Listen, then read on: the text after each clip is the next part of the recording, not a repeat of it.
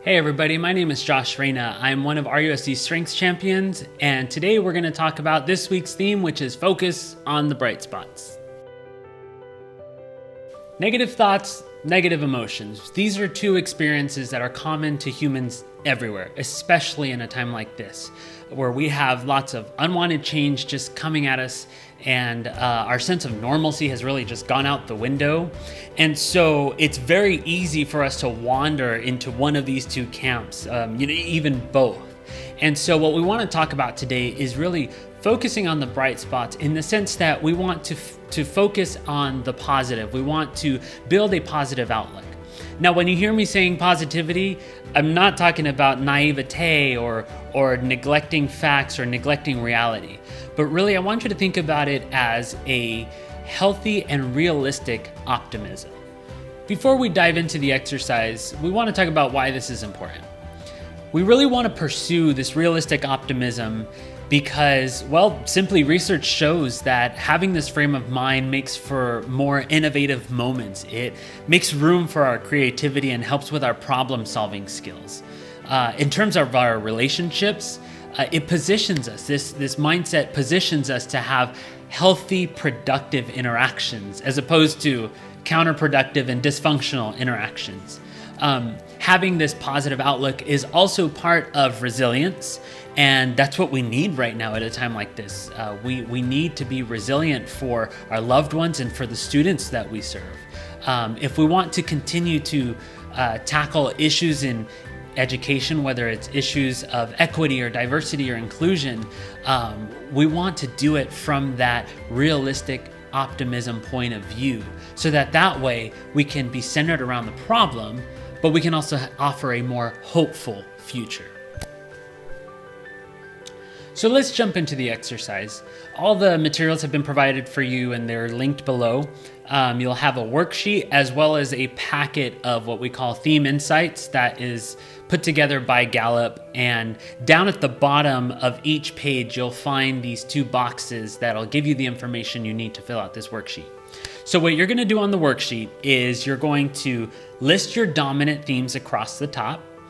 And then for each theme, we're going to talk about the motivation. So we're going to talk about what you need according to the theme, what you love according to that theme, and what you hate according to that theme, because believe it or not, that exists as well.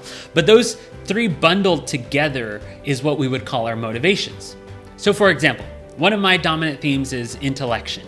And so one of my needs is I need time to think and process by myself in my head. I need to be able to think about my thoughts, which sounds kind of funny, but hey, that's intellection.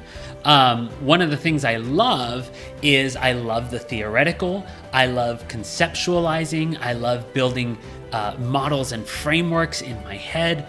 And one of the things I dislike is rushing to conclusions or rushing into action without having given it thorough thought.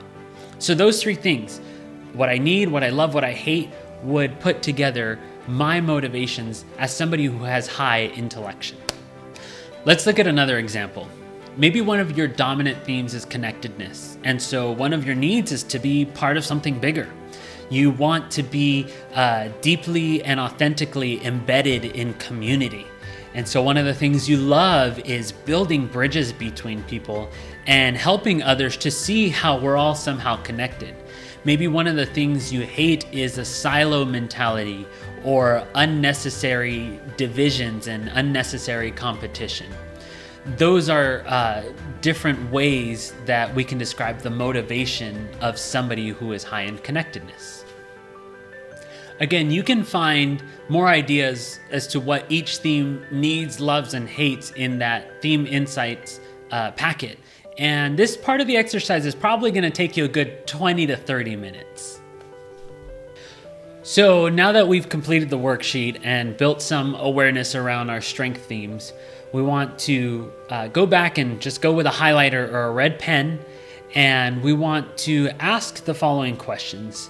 Looking at our needs, can we identify any needs that are not being met?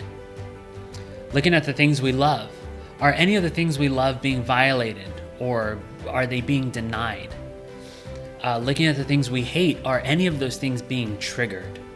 And so just take some time to go through and identify those things. These are going to help us to find the root of what may be causing these negative thoughts and negative emotions.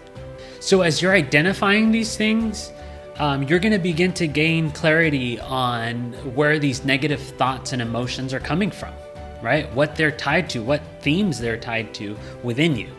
And by doing so, you're better positioning yourself to be able to address them and turn them into a more realistic optimism.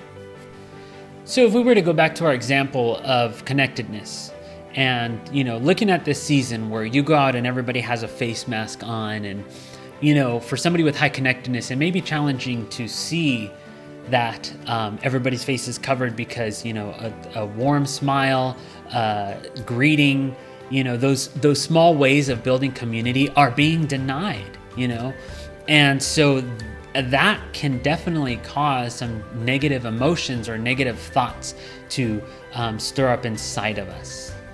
Recognizing that, the next step would then just be to sit with those negative thoughts or negative emotions and really processing them and accepting them, and then choosing to move on. Now, I can't do that all in one video. However, last week there were some great videos on understanding emotions, so I would encourage you to go look at those. But really taking the time to process them is going to be key. Because once you've processed them and once you've allowed yourselves to really ride that roller coaster, you can then move on to the next step, which is beginning to build that realistic optimism. And we do that by asking, what is a more hopeful future that I can contribute to? In order to do this, we're going to go back to the worksheet that we completed and go to that row that describes the things that each one of our themes loves. And we're just gonna identify some things that we can take and offer in service to others. What we're doing to address the negative thoughts and emotions is we're taking things that are within our control and putting them out there. We're building realistic optimism by saying, this is how I can offer hope for the future. So for example, I shared that I have high intellection. And so with that, I love being able to just process things mentally and to let things tumble through in my mind continuously.